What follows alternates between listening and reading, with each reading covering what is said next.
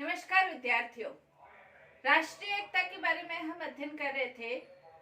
राष्ट्रीय एकता के संदर्भ में उसके क्या अवरोध है, क्या रुकावटें हैं, राष्ट्रीय एकता के संदर्भ में उसके बारे में हम अध्ययन कर चुके हैं। आज हम राष्ट्रीय एकता के अंतर्गत जो ये अवरोध है, रुकावटें, बाधाएं, कठिनाइयां हैं, इनको दूर कैसे किया जाए, इनका निराकरण कैसे किया जाए, इसके बारे में आज हम अध्ययन करेंगे।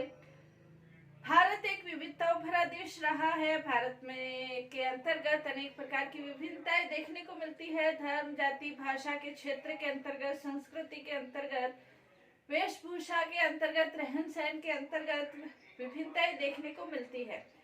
लेकिन इन विभिन्नताओं के होते हुए भी भारत के संदर्भ में सभी लोग भारतीयता का अनुभव करें, ये राष्ट्रीय एकता कहा जा सकता है।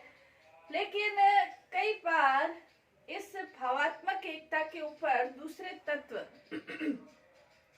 या कह सकते हैं दूसरे भाव हावी हो जाते हैं। उनका निराकरण करते हुए भारत के प्रति हम एक गौरव का भाव, सम्मान का भाव, समर्पण का भाव रखें, ये राष्ट्रीय एकता के लिए बहुत आवश्यक है। हालांकि भारत की विभिन्नताओं को देखते हुए और ये देखते हुए कि राष्ट्रीय एकता के संदर्भ में इस तरह की बाधाएं उत्पन्न हो सकती है, तो 1961 के अंतर्गत भारत एकता परिषद NIC का अस्तित्व आया था या NIC का गठन किया गया था। नेशनल इंटीग्रेशन कॉर्पोरेशन का, राष्ट्रीय एकता परिषद का गठन किया गया था और उसकी समय समय पर बैठकें भी होती है। प्रधानमंत्री इसका अध्यक्ष भी रहे हुए हैं और समय समय पर इसकी बैठकें होती रहती है। ये अपना प्रस्ताव पारित करते रहते हैं, सिफारिशें करते रहते हैं और समय समय पर इसका पुनर्गठन भी होता रहा है। लेकिन फिर भी राष्ट्रीय एकता के लिए जो माहौल बनना चाहिए था, स्वतंत्रता के इतने वर्षों के बाद भी सभी लोगों का भारत के प्रति एक भाव, देशभक्ति का भाव, सम्मान का भाव, गौरव का भाव उत्पन्न होना चाहिए था, उसमें आज कहीं न कहीं कोई कमी नजर आती है। और ये क्यों कमी नजर आती है, इसके संदर्भ में हम कह सकते हैं डॉक्टर N श्रीनिवास, वो ये कहते हैं पूरे देश यानी कि पूरे भारत के अंतर्गत पूरे देश और सभी क्षेत्रों में तीव्र गति से आर्थिक विकास, भाषा और धर्म के मामले में सच्चे अर्थों में खाली भाषणों के अंतर्गत, नारों के अंतर्गत, रैलियों के अंतर्गत ये नहीं कहा जाए कि हम सहिष्णु हैं, बल्कि सच्चे अर्थों में सहिष्णुता तथा जाति प्रथा को समाप्त करने की सुदृढ़ चेष्टा यदि हो रही हो तो भारत सशक्त और संगठित देश के रूप में उठकर खड़ा हो सकता है। लेकिन ये सभी जो बाधाएं हैं, इनको सच्चे अर्थों में इसके अंतर्गत हमें प्रयास करना होगा। और राष्ट्रीय एकता के लिए क्या प्रयास किए जा सकते हैं, उसके संदर्भ में आज हम अध्ययन करेंगे। पहला इसके अंतर्गत यह है कि समाज के सभी वर्गों को राज्य व्यवस्था के अंतर्गत स्थान दिया जाए। भारत में लोकतंत्रात्मक शासन व्यवस्था को स्थापित किया गया है। लोकतंत्र जनता का जनता के लिए शासन है, जनता द्वारा शासन है। इसके लिए यह आवश्यक है कि लोकतंत्र के अंतर्गत, भारत की शासन व्यवस्था के अंतर्गत सभी वर्ग, जाति, धर्म, इनके तत्वों को, इनको कुछ न कुछ प्रतिनिधित्व राज्य व्यवस्था के अंतर्गत देना चाहिए। क्योंकि यदि किसी वर्ग विशेष का आधिपत्य राज्य व्यवस्था में हो तो जो दूसरे वर्ग है वो अपने आप को अलगाव की भावना से देखते हैं, उनमें अलगाववादी प्रवृत्ति उत्पन्न होती है। उनको ये लगता है कि आजादी के इतने सालों के बाद भी हमारा कोई प्रतिनिधित्व राज्य व्यवस्था के अंतर्गत नहीं है और इसके कारण से राष्ट्रीय एकता भी कहीं न कहीं बाधित होती है। तो सभी वर्गों को राजनीतिक व्यवस्था के अंतर्गत कहीं न कहीं प्रतिनिधित्व प्रदान करके राष्ट्रीय एकता को सुदृढ़ किया जा सकता है। इसके अंतर्गत जैसे प्रोफेसर रजनी कोठारी है, उन्होंने ये कहा है कि भारत जैसे विविधता वाले देश में सभी वर्गों का राजनीतिक व्यवस्था के अंतर्गत यदि प्रतिनिधित्व दिया जाए तो राष्ट्रीय एकता को बल मिल सकता है। दूसरा इसके अंतर्गत हम कह सकते हैं कि भारत में संघात्मक शासन व्यवस्था को ग्रहण किया गया है। संघात्मक शासन व्यवस्था का तात्पर्य यह है केंद्र की अलग शासन व्यवस्था है, राज्यों की अलग शासन व्यवस्था है। केंद्र और राज्यों के बीच शक्तियों का बंटवारा किया गया है। केंद्र और राज्यों के बीच शक्ति का बंटवारा करते हुए भी भारत के अंतर्गत जो संघ है, केंद्र है, उसको शक्तिशाली रखा गया है। ये आवश्यकता है कई बार राज्यों की स्वायत्तता के संदर्भ में और कई बार राज्य केंद्र से ज्यादा अधिकारों की आकांक्षा भी करते हैं और इस कारण से केंद्र और राज्यों के बीच आपस में तनातनी का माहौल या विवाद का माहौल पैदा हो जाता है। आवश्यकता इस बात की है कि संघात्मक शासन व्यवस्था तो है, लेकिन संघात्मक शासन व्यवस्था का जो स्वरूप है, सहकारी संघवाद की स्थापना की जानी चाहिए, जहां केंद्र और राज्यों के बीच जो विवाद की स्थिति है वो विवाद की स्थिति बहुत कम उत्पन्न होनी चाहिए। केंद्र और राज्य आपस में सहयोगात्मक रवैये के आधार पर सहयोगपूर्ण तरीके से कार्य करे, क्योंकि भारत का विकास तभी संभव है जब केंद्र और राज्य आपस में सहयोग के आधार पर जो बनी हुई योजनाएं हैं उनके आधार पर कार्य करे। जैसे वर्तमान समय यदि देखें तो जैसे प्रधानमंत्री की जो आयुष्मान योजना है, सभी के लिए स्वास्थ्य की योजना है, कई राज्यों के द्वारा इस योजना को लागू नहीं किया गया क्योंकि वो केंद्र सरकार से हमेशा नाराजगी की स्थिति में रहते हैं। किसान निधि योजना है, उसको भी कई राज्यों के द्वारा लागू नहीं किया गया। इस प्रकार का जो राज्यों का रवैया रहता है वो सीधे सीधे राष्ट्रीय एकता के ऊपर आघात पहुंचाता है। जो राज्य है, केंद्र शक्तिशाली है, इस बात को स्वीकार करते हुए केंद्र को भी राज्यों की आवश्यकताओं को स्वीकार करना है और राज्यों को भी केंद्र की जो योजनाएं हैं उसको देखते हुए एक भारत क्षेत्र के अंतर्गत रहते हुए अपने आप को भारत का अंग मानते हुए केंद्र की योजनाओं को अपने राज्यों में लागू करे, दोनों सहयोग के आधार पर कार्य करे तो राष्ट्रीय एकता मजबूत हो सकती है और राज्यों के अंतर्गत जो स्थापित सरकारें हैं वो अपने आप को भारत से अलग सरकार नहीं मानकर भारत सरकार के संदर्भ में ही अपने आप को यदि मानती है तो राष्ट्रीय एकता मजबूत हो सकती है। नेक्स्ट, इसके अंतर्गत हम कह सकते हैं कि भावात्मक एकीकरण के प्रयास किए जाने चाहिए। राष्ट्रीय एकता महत्वपूर्ण रूप से एक विचार है। अनेक विद्वानों ने ये कहा है कि राष्ट्रीय एकता एक विचार है, एक भाव है। हमारा राष्ट्र के प्रति सम्मान, गौरव की जो भावना है वो भावात्मक एकीकरण, सभी लोग अपने आप का जो विचार है वो भारत के संदर्भ में सर्वोच्च रखे और अपना जो जाति, भाषा, प्रांत, क्षेत्र, इनके जो भाव है इनके ऊपर यदि राष्ट्र का भाव सर्वोच्च होता है या उसको हम महत्व देते हैं और यदि इस तरह का भाव उत्पन्न होता है कि हमारी जाति श्रेष्ठ है, धर्म श्रेष्ठ है, हमारी भाषा श्रेष्ठ है, इस तरह के भावों को खत्म करने का प्रयास, इस तरह की योजनाएं बनाई जानी चाहिए, संगोष्ठियां होनी चाहिए, इस तरह के सेमिनार आयोजित किए जाने चाहिए, इस तरह के आयोजन होने चाहिए कि व्यक्तियों को ये लगे कि हम भारत के नागरिक हैं, समस्त भारतीय मेरे भाई बहन हैं, कोई भी इनसे अलग नहीं है। इस तरह का भावात्मक एकीकरण का माहौल जब भारत के अंतर्गत पैदा होगा तो भारतीय अपने आप को भारतीय मानेंगे और राष्ट्रीय एकता भी मजबूत होगी। नेक्स्ट, इसके अंतर्गत हम देख सकते हैं आर्थिक विषमता का उन्मूलन किया जाना चाहिए। भारत के अंतर्गत जो आर्थिक विषमता है वो दो तरह से देखने को मिलती है। एक तो लोगों के संदर्भ में आर्थिक विषमता देखने को मिलती है, एक तरफ बहुत ज्यादा अमीरी है और एक तरफ बहुत ज्यादा गरीबी है। भारत के अंतर्गत जैसे लेटेस्ट आंकड़े देखें तो भारत के अंतर्गत 51% जो आय है उसके ऊपर सिर्फ 1% लोगों का अधिकार है। बहुत ज्यादा लोग गरीबी रेखा के नीचे 25 करोड़ के करीब गरीबी रेखा के नीचे जीवन यापन कर रहे हैं। ये आंकड़े बढ़ते रहते हैं, घटते बढ़ते रहते हैं, लेकिन एक काफी बड़ा भाग गरीबी रेखा के नीचे अपना जीवन व्यतीत कर रहा है। आर्थिक विषमता का एक तो ये तथ्य है, दूसरा ये है कि भारत के अंतर्गत कुछ ऐसे क्षेत्र है जो कि राज्य कह लो, क्षेत्र कह लो, जो कि आर्थिक दृष्टि से बहुत ज्यादा संपन्न है। कुछ ऐसे क्षेत्र हैं जो कि आर्थिक दृष्टि से बहुत ज्यादा विपन्न है, बहुत ज्यादा गरीब है। क्षेत्र भी, लोग भी हैं और क्षेत्र भी है। तो जहाँ क्षेत्र के अंतर्गत आर्थिक विषमता विद्यमान है, वहाँ कुछ लोगों के द्वारा अपने क्षेत्र विशेष के लोगों को बहकाना बड़ा आसान होता है।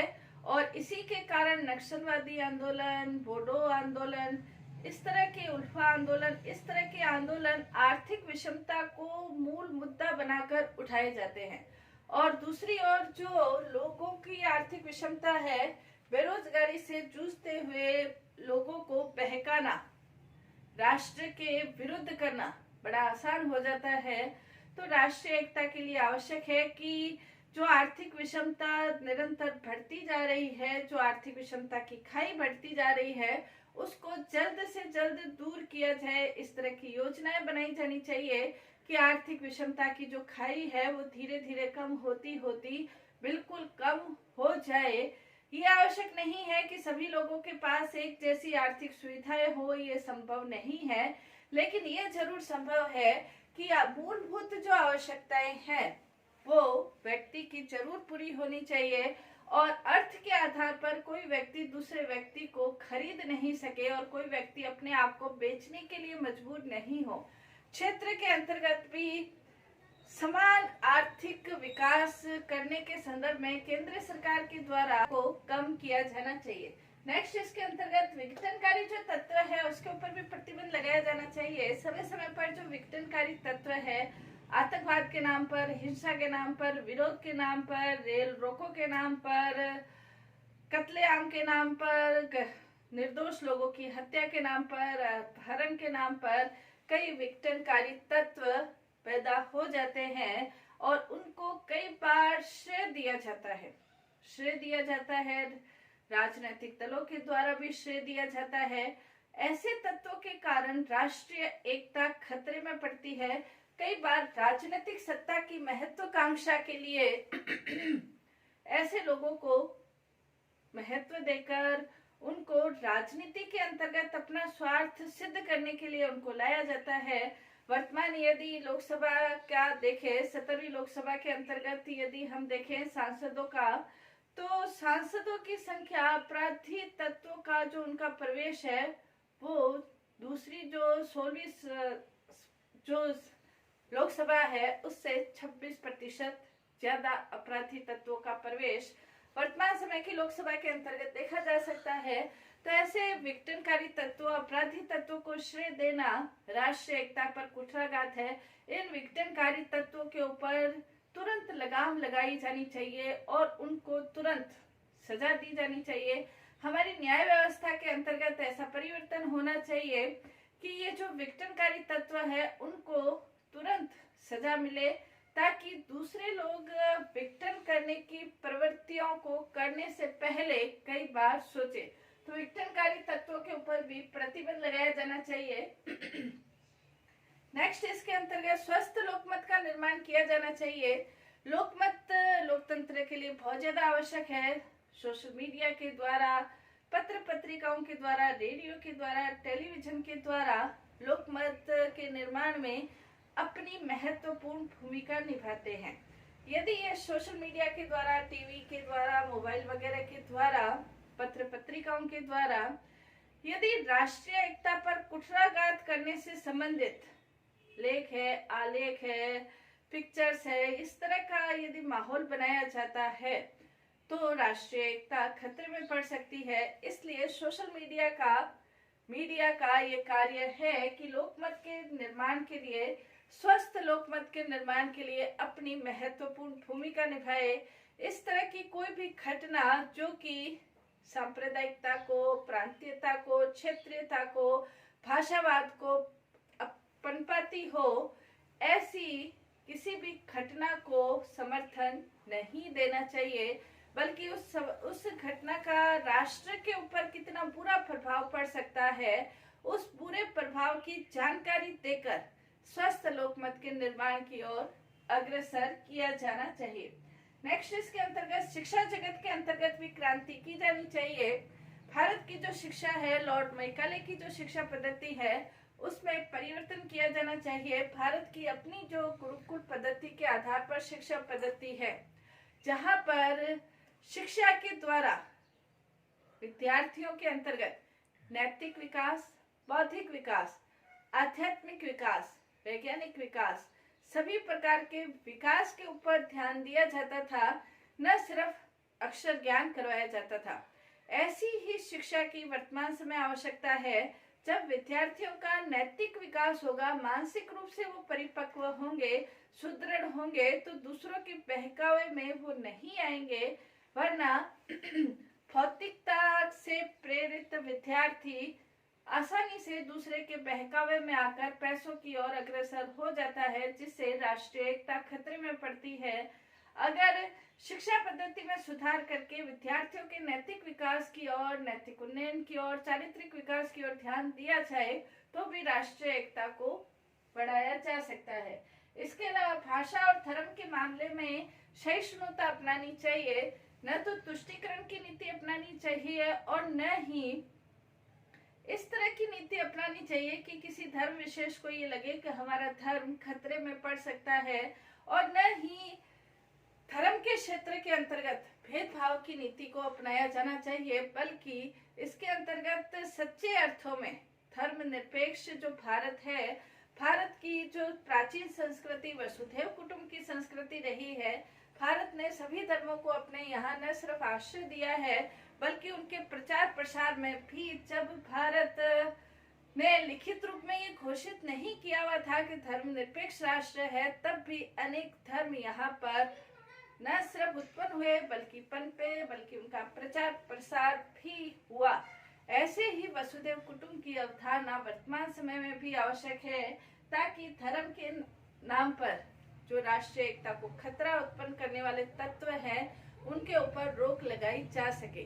भाषा के क्षेत्र में जो गलतफहमियां हैं, जो दीवारें उत्पन्न हो गई है, उत्तर दक्षिण के क्षेत्र के अंतर्गत भाषा के कारण जो दीवारें उत्पन्न हो गई है, उन दीवारों को दूर करके भाषा के क्षेत्र में एक सकारात्मक, सजीव, स्वस्थ दृष्टिकोण का विकास किया जाना चाहिए, ताकि राष्ट्रीय एकता सुदृढ़ हो सके। नेक्स्ट, इसके अंतर्गत सांस्कृतिक आदान प्रदान किया जाना चाहिए। सांस्कृतिक आदान प्रदान, एक राष्ट्र, भारत के अंतर्गत एक राष्ट्र दूसरे राज्य की सांस्कृतिक विरासत को समझ सके, उस आदान प्रदान के क्षेत्र में कार्य किया जाना चाहिए। आज उत्तर भारत का यदि कोई व्यक्ति दक्षिण भारत के अंतर्गत जाता है, तो उसको ये लगता है कि वहाँ की भाषा, संस्कृति, वेशभूषा, खान पान सब कुछ अलग हो जाता है, और उसको ये लगता है कि पता नहीं वो भारत में है या कहीं और आ गया है। ऐसे ही दक्षिण भारत के यदि उत्तर भारत में आते हैं, तो वो भी अपने आप को एक अलग दृष्टिकोण से भारत को देखते हैं। इस संबंध में स्वस्थ दृष्टिकोण का विकास किया जाना चाहिए। एक राज्य की दूसरे राज्य की सांस्कृतिक आदान प्रदान के क्षेत्र में राज्य के द्वारा प्रयास किया जाना चाहिए, ताकि एक राज्य दूसरे समझ सके। नेक्स्ट, इसके अंतर्गत राजनीतिक दलों के द्वारा सकारात्मक भूमिका का निर्वाह किया जाना चाहिए। कई राजनीतिक दलों का निर्माण भी क्षेत्रीय आधार पर हुआ है, और उन राजनीतिक दल धीरे धीरे क्षेत्रीय आधार पर वो राष्ट्रीय दल भी बन जाते हैं, और राष्ट्र के अंतर्गत, केंद्र के अंतर्गत भी सत्ता प्राप्त करने में कामयाब हो जाते हैं, सफल हो जाते हैं। ये जो राजनीतिक दल है, ये इनका जो प्रमुख आधार रहता है क्षेत्रीयता के आधार पर, जब वो पनपते हैं तो उनका मूल उद्देश्य यही रहता है कि क्षेत्रीयता की भावनाओं को हमेशा बनाए रखा जाना चाहिए। राजनीतिक दलों के द्वारा भी स्वस्थ प्रयास किया जाना चाहिए। उन्हें सत्ता प्राप्त हो गई है तो क्षेत्र के आधार पर राष्ट्र के लोगों को बांटने की कोशिश नहीं की जानी चाहिए। राजनीतिक दलों के द्वारा भी एक स्वस्थ दृष्टिकोण का विकास किया जाना चाहिए।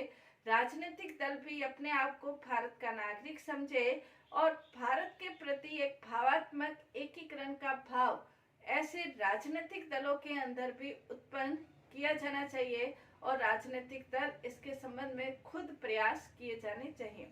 तो ये सारे प्रयास राष्ट्रीय एकता के लिए किए जा सकते हैं और इसके अंतर्गत इन प्रयासों का यदि वास्तविक रूप में इन प्रयासों के ऊपर कार्य किया जाए या इन प्रयासों के ऊपर गतिविधियां कार्यक्रम बनाए जाए तो जरूर राष्ट्रीय एकता के संदर्भ में कुछ महत्वपूर्ण रूप से हम आगे बढ़ सकते हैं, कदम बढ़ा सकते हैं और भारत को राष्ट्रीय एकता की दृष्टि से, एकीकरण की दृष्टि से सुदृढ़ और मजबूत बना सकते हैं। धन्यवाद।